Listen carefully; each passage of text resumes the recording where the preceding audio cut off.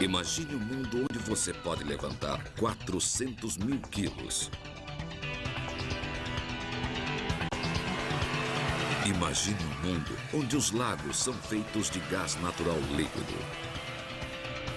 Imagine um mundo onde um único vulcão é maior que todos os vulcões da Terra combinados.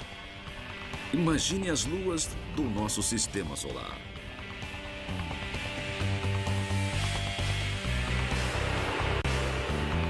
Antes pensávamos que os 9 planetas eram os destinos definitivos, mas quando chegamos a visitá-los, não pudemos deixar de ficar cativados pelo que estava próximo, as luas. 95 mundos diferentes que guardam os mais exóticos bens imobiliários do sistema solar. Luas onde os geysers lançam tão alto quanto o Monte Everest, onde um único penhasco é 8 vezes mais profundo do que o Grand Canyon e tudo que você precisa fazer para voar é bater os braços. Luas onde você pode explorar a primeira água oceânica já encontrada fora do planeta Terra. Você pode procurar a vida no melhor lugar para procurá-la no sistema solar. Por isso, prepare-se para uma viagem radical ao explorar e até procurar vida nas luas, os 95 mundos de nosso sistema solar. 95 mundos e muito mais.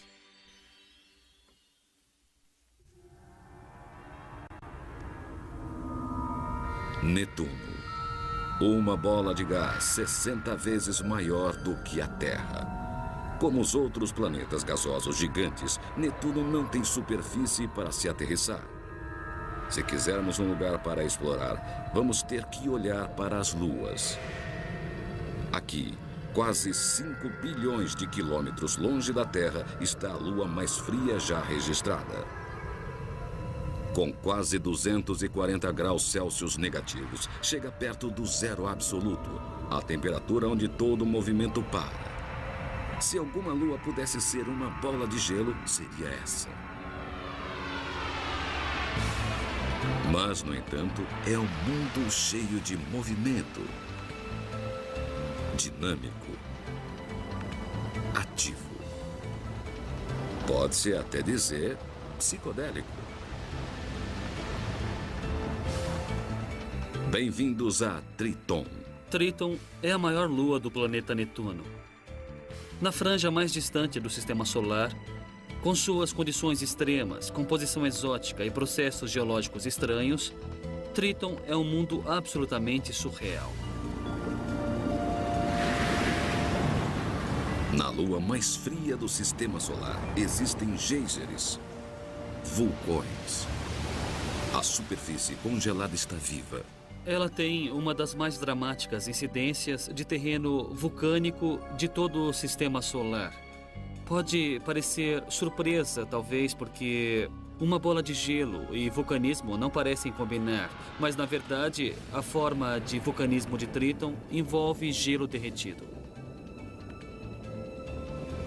Aqui em Triton estão os primeiros vulcões de gelo que já foram encontrados.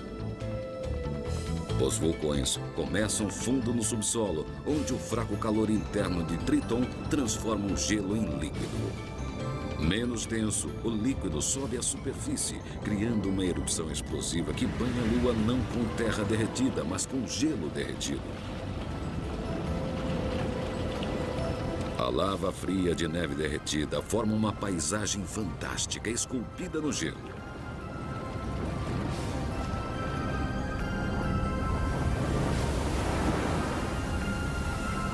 Mais surreal ainda do que os vulcões de gelo são os poderosos geysers de Triton. Na Terra, os geysers são feitos de água fervente.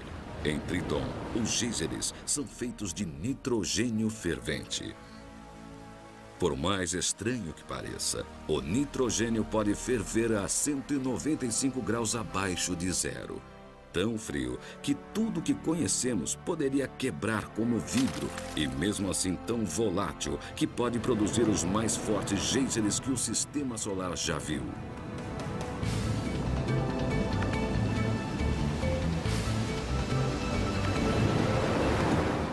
Para estar em Triton, íamos precisar de um macacão espacial pressurizado e aquecido devido às condições de lá. Se você fosse burro bastante para descer de sua nave em Triton sem um traje espacial, sua cabeça iria explodir em 3 segundos. E você ia congelar a 234 graus abaixo de zero. Seu corpo ficaria duro como ferro. Na superfície, sentiríamos um 12avos da gravidade da Terra, ficaríamos muito leves e muito flutuantes. Poderíamos pular 12 vezes mais alto do que estando na Terra. E para os corajosos de verdade, um novo esporte: mergulho no geyser. Seria interessante descer nos buracos, se você se atrevesse. Haveria todo tipo de reverberação com o gás supersônico espirrando para fora. Podíamos acabar numa piscina de nitrogênio líquido, fervendo intensamente. Quando o nitrogênio ferve, produz um vapor que se expande centenas até milhares de vezes em volume. Uma pressão interna é formada até que o geyser finalmente jorra. A força explosiva espirra 10 vezes mais rápido do que qualquer geyser na Terra.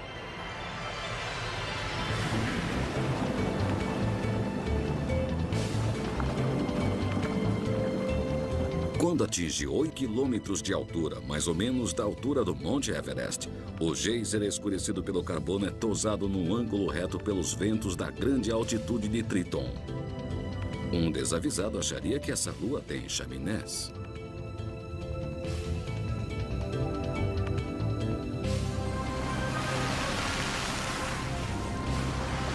Antes, os cientistas achavam que as luas externas eram frias, mortas e chatas. Agora, nós sabemos que mesmo a 5 bilhões de quilômetros do Sol, à sombra de Netuno, você pode ter um mundo de movimento impressionante. E se a Lua mais fria é tão ativa, imagine o que as outras luas podem oferecer.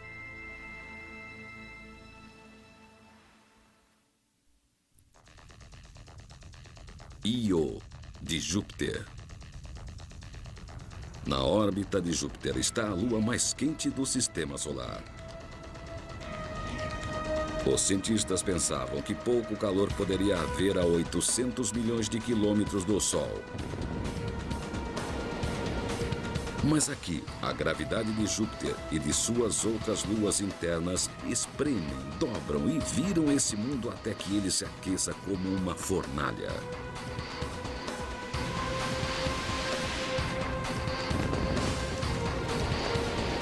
Esse é um mundo de rocha derretida eruptiva, nuvens de gases venenosos.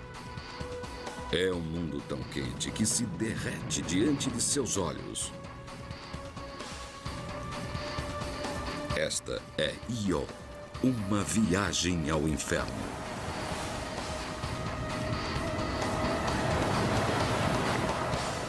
A superfície de Io é um lugar extraordinariamente inóspito. Para um ser humano sem proteção na superfície, o primeiro problema seria a falta de uma atmosfera respirável. E há sempre o perigo de ser apanhado numa enorme erupção vulcânica. Vamos desbravar o inferno de Io para visitar 300 vulcões ativos. A atração número 1 de Io seria o velho fiel Prometeu, uma coluna de fumaça constante que manda uma torre de gás venenoso a 80 quilômetros de altura. Aqui está Loki, o maior vulcão do Sistema Solar. Os cientistas ainda não entendem sua estrutura, mas ele gera mais calor do que todos os vulcões da Terra combinados. E Amirani, 480 quilômetros de lava corrente, o fluxo de lava ativo mais longo do Sistema Solar.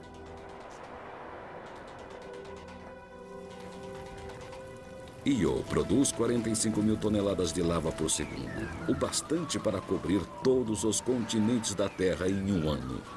É lava quente, corrente e rápida. A lava de Io flui como azeite de oliva. E não dá para ser mais rápido que ela. Talvez você pudesse ser bem mais rápido que ela numa bicicleta se pedalasse bem rápido.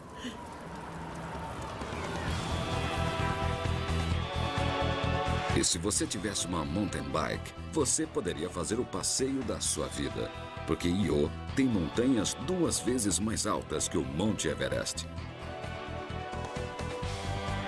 Você iria precisar de roupas quentes, porque longe dos vulcões, Io tem menos do que 128 graus negativos e é cheio de neve. Leve sua bike perto de um fluxo de lava abrasadora e você seria queimado de um lado e congelado do outro.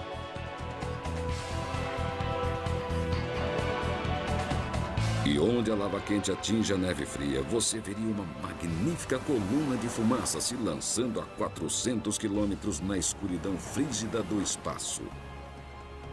Quando a coluna se esfria, ela retorna à superfície numa neve sulfúrica, como um caleidoscópio. O enxofre muda de cor com a temperatura e com as impurezas. Io é coberto de vermelho, marrom e amarelo e até mesmo verde. Deve ser extraordinariamente belo.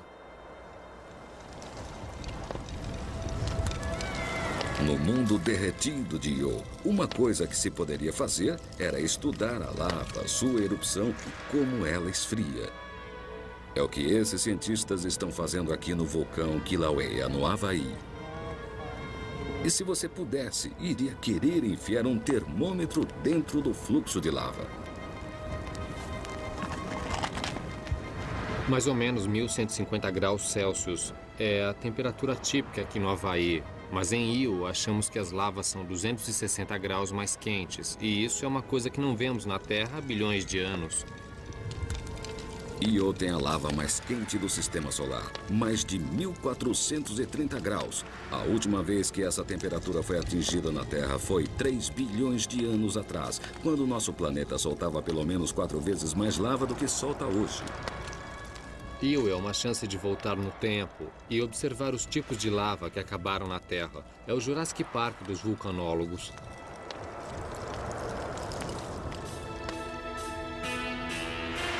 Vamos querer visitar Io, mas os riscos são imensos. Não são apenas os vulcões. Aqui, Júpiter dá um banho de radiação 4.000 vezes maior que uma dose letal. Mas os cientistas acharam um lar seguro para nós. Debaixo da Terra. O maior obstáculo para uma colonização humana de sucesso em Io é o ambiente de alta radiação. Talvez o melhor a fazer seria achar um refúgio subterrâneo. Talvez numa coisa assim, um tubo de lava. Io pode estar cheio de tubos de lava, basicamente um velho encanamento de seus vulcões inativos, e a rocha acima funcionaria como um escudo anti-radiação, mantendo nossa exposição ao mínimo. Nós emergeríamos do tubo de lava para breves excursões e olharíamos para cima para ter mais uma surpresa, o maior show de luz do sistema solar. Se eu pudesse estar perto do fluxo de lava em Io e olhando para o céu, o que eu veria seriam gases vulcânicos brilhantes, muito parecidos com os das luzes do norte na Terra. Seria espetacular. As auroras são criadas quando o gás de dióxido de enxofre ejetado pelos vulcões atinge as partículas carregadas emitidas por Júpiter. O gás acerta a eletricidade, formando uma luz neon gigante.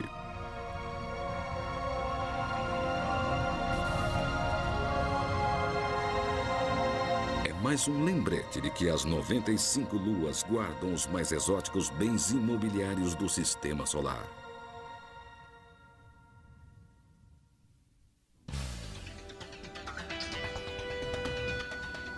As 95 luas dão um novo sentido ao termo esportes radicais. Descendo a 3 metros. Pode-se dizer que o pioneiro foi Alan Shepard, que em 1971 aterrissou na maior das bancas de areia. Com uma única tacada, ele jogou uma bola de golfe a quase 180 metros. Quilômetros e quilômetros e quilômetros. É claro que Tiger Woods poderia ter mandado a bola a quase 2 quilômetros. Phobos de Marte. O próximo mundo, onde os homens poderão pousar, não é aquele que imaginam. Quando formos para Marte, é provável irmos para uma de suas 2 luas, a pequena Deimos, ou uma luazinha um pouco maior chamada Phobos. Seu tamanho e baixa gravidade tornam a parada aqui mais barata, mais segura e mais fácil de visitar do que o planeta vermelho. Essa rocha do tamanho de Houston, parecendo mais uma batata do que uma esfera, pode ser nosso próximo lar no espaço.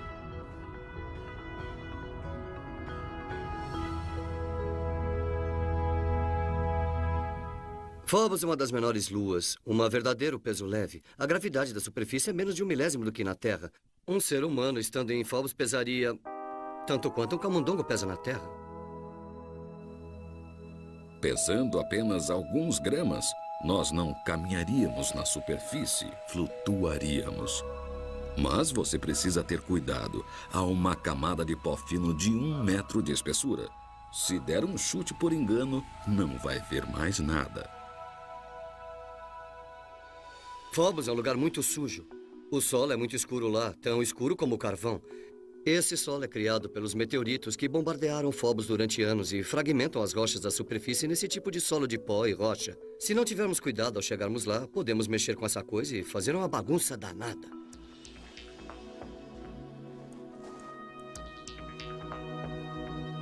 Passando por pequenas crateras afiadas, as sombras mudam muito rápido porque o sol se levanta e se põe a cada 8 horas. Com o escuro, você vai sentir a temperatura cair 93 graus, até um frio de 112 graus abaixo de zero.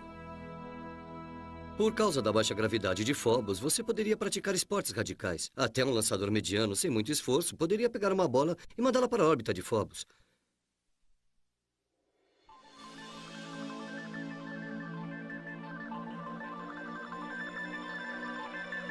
"20 minutos depois, ao completar a órbita, a bola voltaria para você pelo outro lado da Lua. O beisebol seria muito interessante." E não é só o beisebol. Imagine uma Olimpíada em Phobos. O campeão de levantamento de peso aqui poderia levantar 400 mil quilos. O peso de um avião jumbo totalmente carregado. Um ginasta poderia completar 3.000 saltos mortais antes de voltar ao chão. 25 minutos. Um saltador em altura poderia ir até 1.600 metros no espaço. O ganhador da medalha de ouro aqui voaria para fora de Phobos e entraria em órbita. Na verdade, ele se tornaria uma outra lua.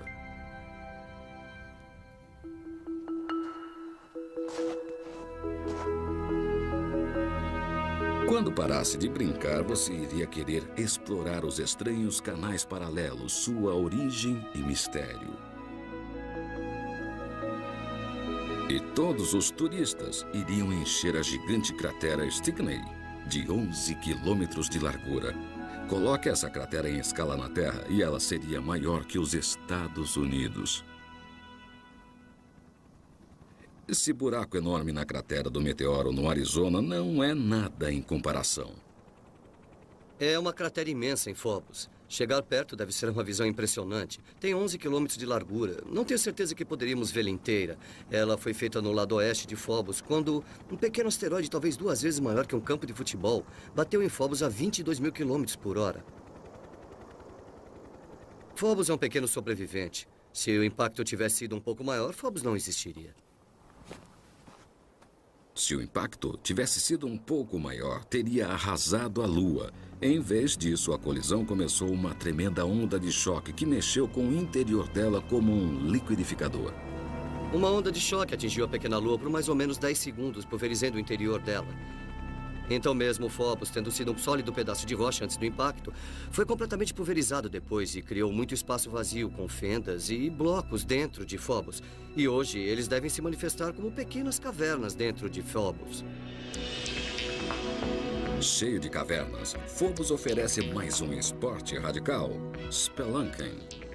Essas cavernas serão lares naturais, protegendo os visitantes das tempestades de meteoros e dos raios cósmicos mortais.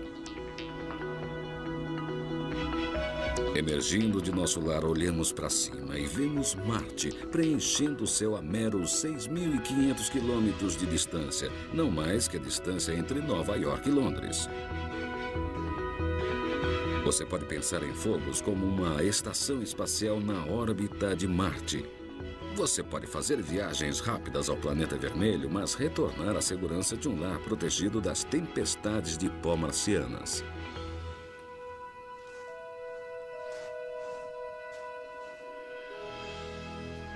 Antes de morrer, talvez vejamos humanos observando Marte de uma pequena luazinha chamada Phobos.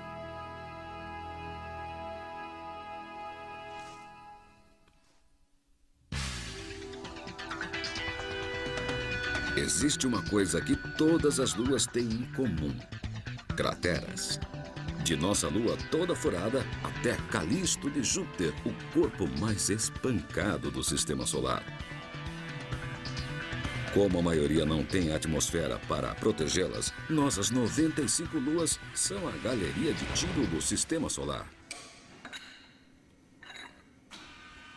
Aqui neste laboratório, eles estão recriando crateras com esse canhão gigante de 6 metros.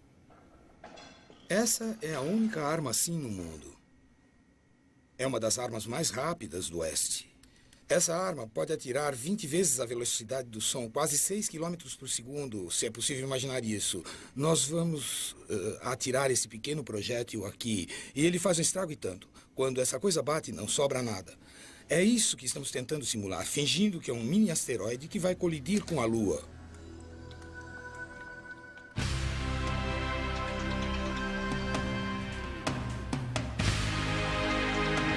O trabalho de Peter Schultz captura o nascimento de uma cratera. Ele pode mudar o ângulo do canhão e pode atirar em materiais diferentes. Hoje ele vai dar um tiro num ângulo baixo para decifrar uma série de estranhas crateras em Marte. Ele vai atirar num bloco de metal.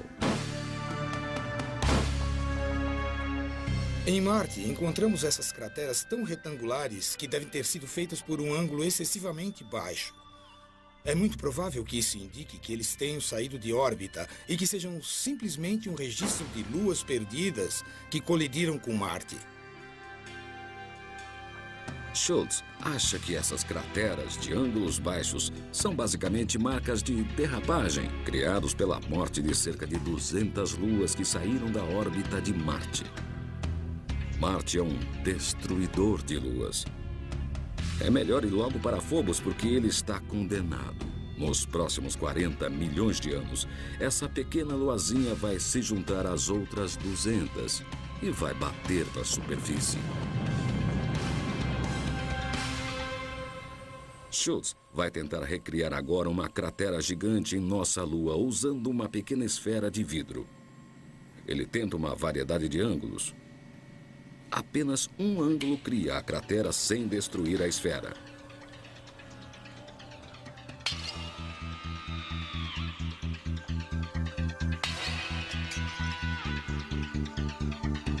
Essa fratura é incrivelmente similar a Aiken, a maior cratera de impacto do sistema solar. Tão grande que cobre 15% da superfície da Lua. Se o ângulo tivesse apenas alguns graus de diferença, nossa Lua teria sido exterminada.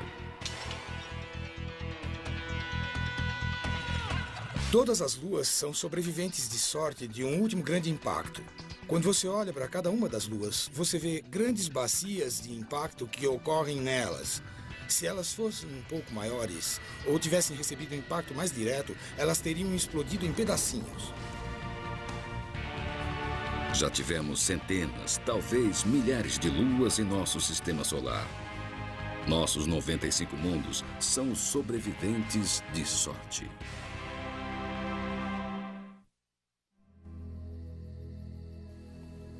A Lua da Terra. Colombo levou quase 3 meses para chegar ao Novo Mundo. A viagem de 400 mil quilômetros para nossa Lua só levou 3 dias.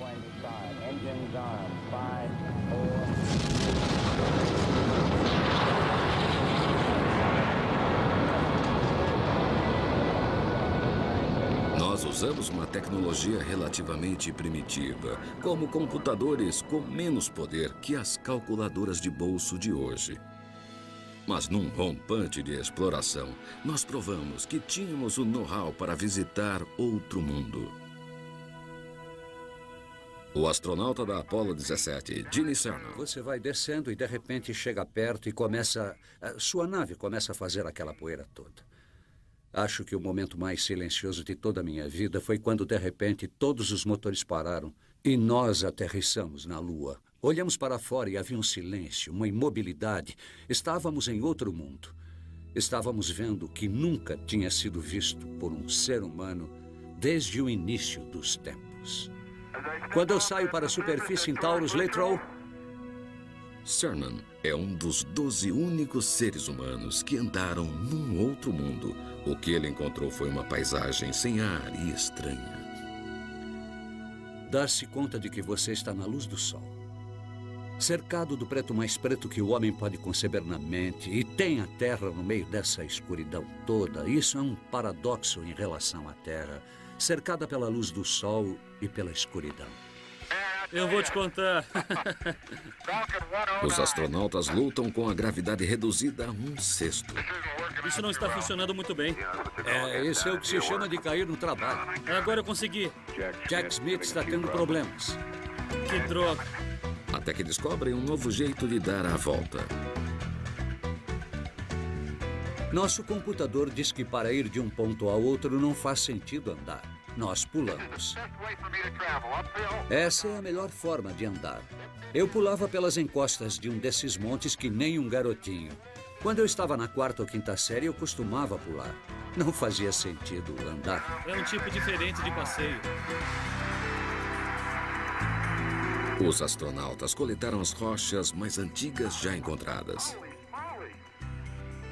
Algumas com até 4,5 bilhões de anos. Elas são estranhamente muito secas, como se você pegasse uma rocha da Terra e assasse até que a água evaporasse.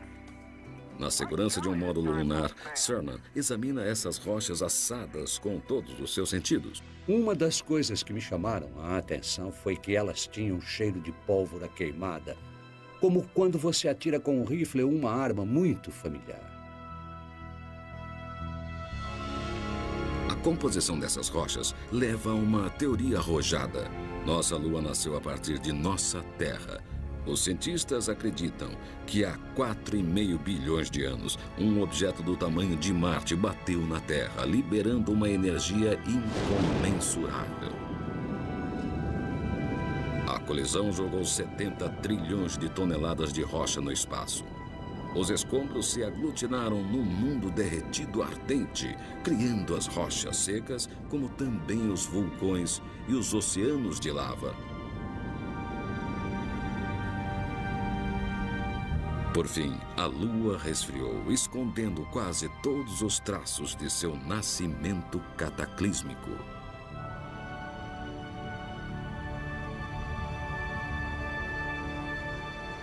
Oh, ei! Nesse mundo cinza poderoso, Cernan ajuda a descobrir um pouco de cor, solo laranja. Eu mexi nele com meus pés. Sim, eu estou vendo daqui, é laranja.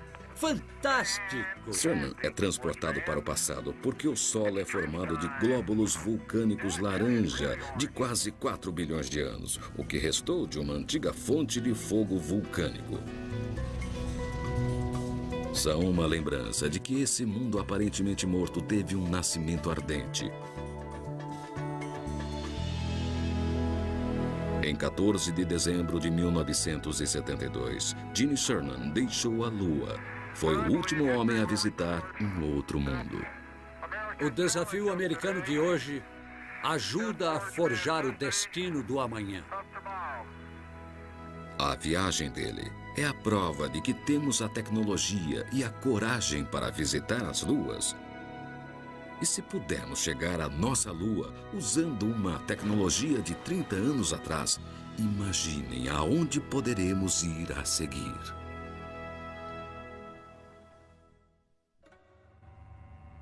Titã de Saturno. Saturno Uma bola gigante de gás 800 vezes maior do que a Terra, envolvido por seus anéis majestosos. Os anéis são provavelmente um cemitério de luas. Milhões de fragmentos, os restos de luas destruídas e fragmentadas. E 1.100.000 quilômetros além dos anéis está a maior lua de Saturno, Titã. Titã é encoberto por quilômetros de nevoeiro, uma atmosfera esfumaçada infinitamente pior do que um dia ruim em Los Angeles.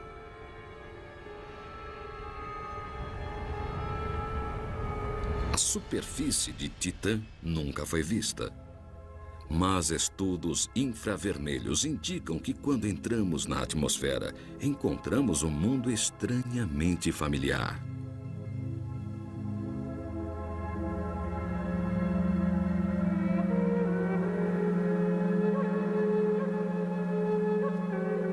A quase 1,6 bilhão de quilômetros da Terra está uma lua que se parece com nosso lar.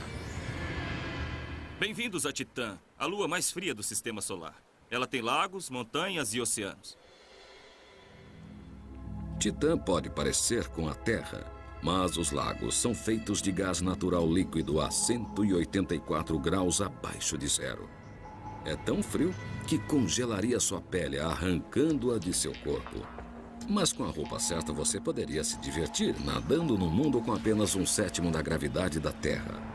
O legal de se nadar em Titã é que, pela gravidade ser baixa, você poderia saltar fora d'água como um golfinho. Imagine nadar como um golfinho num lago de gás natural inflamável a 1,6 bilhão de quilômetros da Terra. Mas você ainda não viu nada. Uma forma de explorar Titã seria num balão. Diferente de qualquer outra lua do sistema solar, Titã tem uma atmosfera espessa que torna possível o voo. Uma atmosfera significa que Titã tem um céu, nuvens, vento e clima, o ar onde se pode flutuar. Na verdade, a NASA já tem o projeto de um balão e há planos para um avião e até um helicóptero. Dentro de 50 anos, pode haver um balão flutuando em outro mundo. Mas em Titã, podemos alcançar o sonho definitivo de voo. O ar em Titã é tão denso e a gravidade tão baixa que um ser humano só precisaria de um par de asas para voar. Usando um par de asas de apenas 3 metros, movidas apenas por nossos músculos, podemos decolar como um pássaro. Podemos subir até as nuvens de gás natural.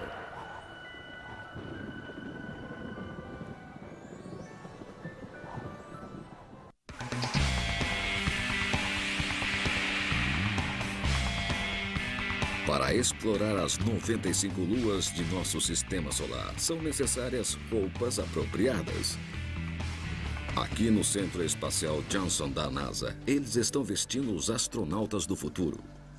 Esta roupa espacial se chama Mark III. É muito possível que vocês vejam uma coisa assim na superfície da Lua ou de outros mundos um dia.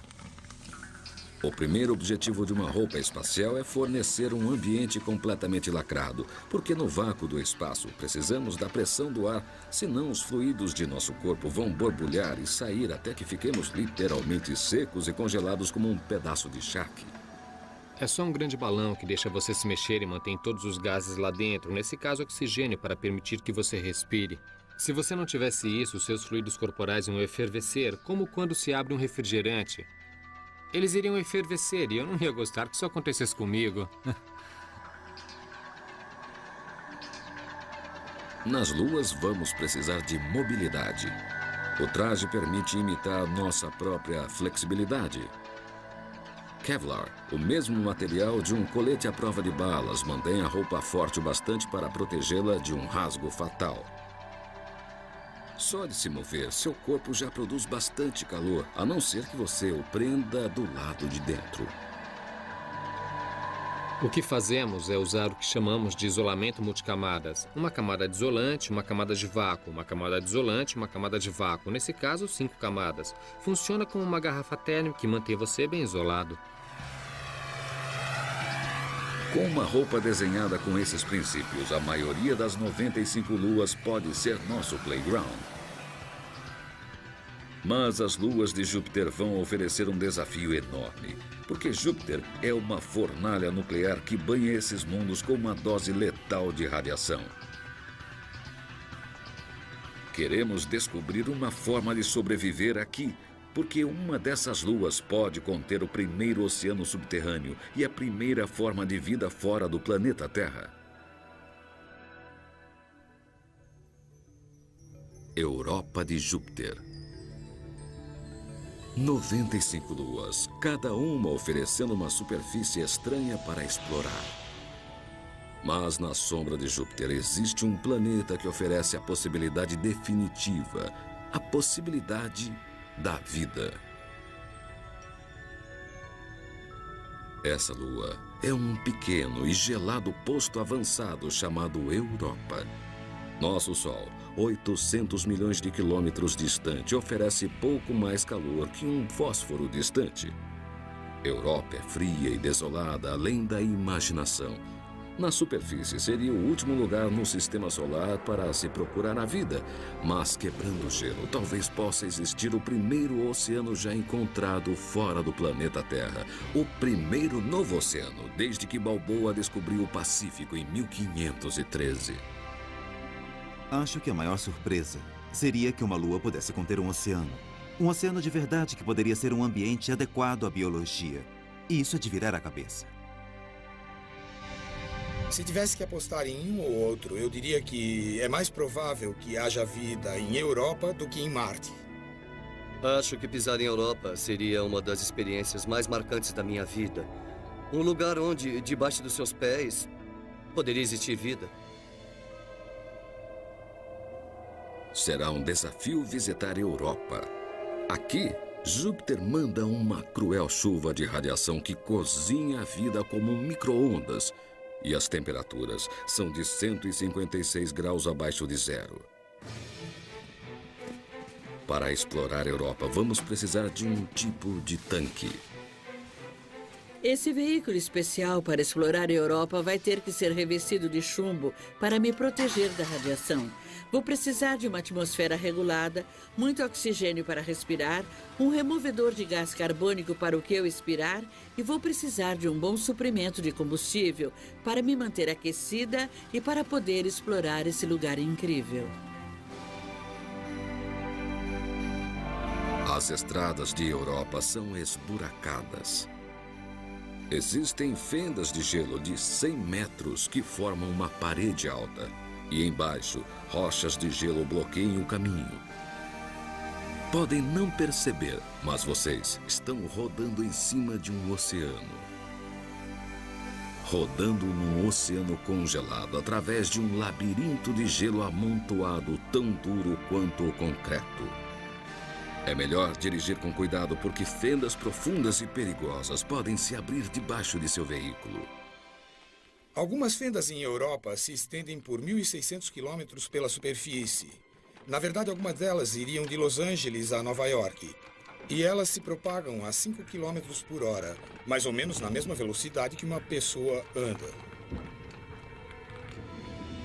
Europa é cheia de fendas tão profundas quanto o edifício Empire State. Andando por elas, você pode olhar e ver o oceano vindo de baixo. Em Europa, Júpiter exerce forças de maré, que distorcem todo o corpo. Então a Lua toda é esticada.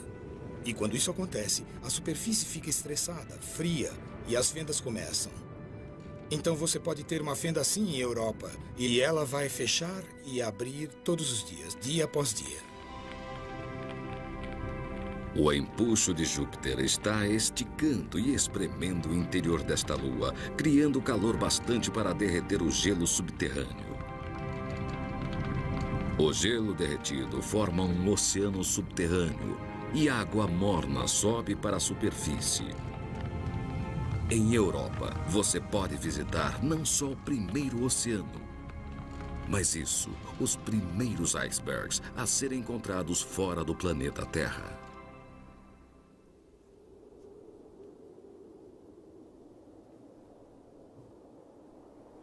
Vocês estão agora numa viagem ao lugar mais parecido com a Europa na Terra. É o frio e congelado Oceano Ártico. Tudo que vemos em Europa tem a ver com a existência de um oceano de água líquida debaixo do gelo. E é isso que caracteriza esse lugar. Aqui estamos numa superfície sólida, mas abaixo de nós está o oceano. Cientistas estão vindo aqui ao Ártico procurando pistas para a grande pergunta: existe vida em Europa? Porque se pudermos encontrar vida nesse ambiente radical, então podemos encontrar vida em outro mundo. Esse Oceano Ártico congelado representa um ambiente extremamente radical que nos permite explorar e testar os limites da vida neste planeta, que, portanto, nos permite pensar nos limites da vida em outro lugar, ou se é possível existir vida fora daqui. No frígido Ártico, Jody Damon e Hayo Aiken procuram os limites da vida. Eles perfuram gelo na temperatura de 28 graus abaixo de zero, uma temperatura onde nenhum organismo vivo já foi encontrado. A melhor forma de se procurar vida nessas amostras seria pegar uma seção congelada aqui e colocar no microscópio numa sala gelada na mesma temperatura. Pintá-la com uma tinta específica de DNA para que as bactérias se acendam para você e aí, voilá, lá estão elas. Vocês estão olhando para bactérias vivas que respiram, encontradas onde nenhum organismo devia existir, no lugar mais parecido possível com a Europa. Para ser honesta, eu nunca fico surpresa com o que os micro-organismos estão fazendo neste planeta. Temos que esperar que eles sempre façam mais do que pensamos que eles fazem. Temos algumas noções pré-concebidas sobre o que é quente demais, ou o que é frio demais, ácido demais, tudo isso. Mas a cada vez que olhamos e empurramos o limite mais longe, encontramos micro-organismos vivendo alegremente nessas condições. Com a vida florescendo no cruel e congelado Ártico, é possível, talvez até provável, que o oceano de água salgada de Europa, protegida da radiação fatal por uma camada de gelo, seja o lar da maior descoberta de todos os tempos. Num ambiente como esse, você tem uma fenda e a água subindo e descendo todo dia. Posso imaginar muitos tipos de criaturas. Você pode ter algumas coisas que se penduram nas bordas das fendas. Elas poderiam ficar centímetros abaixo para fugir da radiação. Mas, contanto que estivessem alguns metros do topo, poderiam receber a luz do sol para a fotossíntese. Outros organismos poderiam querer flutuar com a água e chegar perto do topo e, no dia seguinte, voltar para baixo. Só ir para cima e para baixo com fluxo. Logo vamos poder saber se existe vida em Europa. Os cientistas da NASA estão projetando um protótipo chamado Creelbot para explorar o oceano da Europa. O Creelbot vai aterrissar na superfície, mas esse é só o início de sua viagem incrível, porque ele vai acionar um aquecedor nuclear e começar uma lenta descida pelo gelo, derretendo 23 metros por dia. Pode levar 6 meses para atravessar o gelo espesso.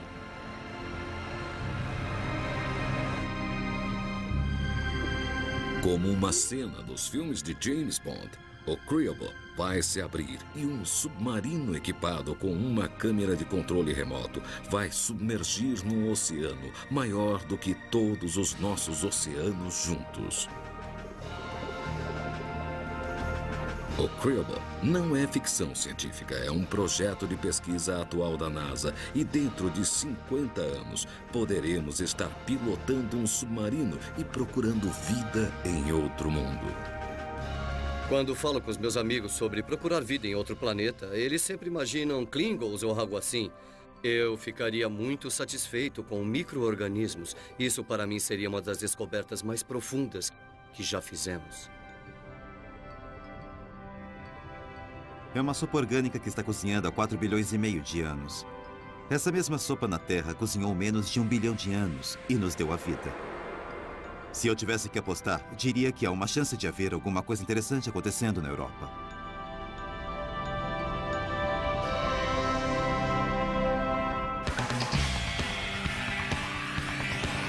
Estamos no meio de uma revolução. Consideradas antes como mortas e chatas, sabe-se agora que as luas oferecem os mais exóticos bens imobiliários do sistema solar. Hoje, são as luas que nos atraem. Somente no último ano, os cientistas encontraram pelo menos 20 novas luas, um dos maiores períodos de descobertas de todos os tempos. E há provas de que pelo menos mais 2 luas de Júpiter têm oceanos e com isso uma esperança de vida. Aonde nós vamos a seguir? Temos pelo menos 95 mundos diferentes para escolher.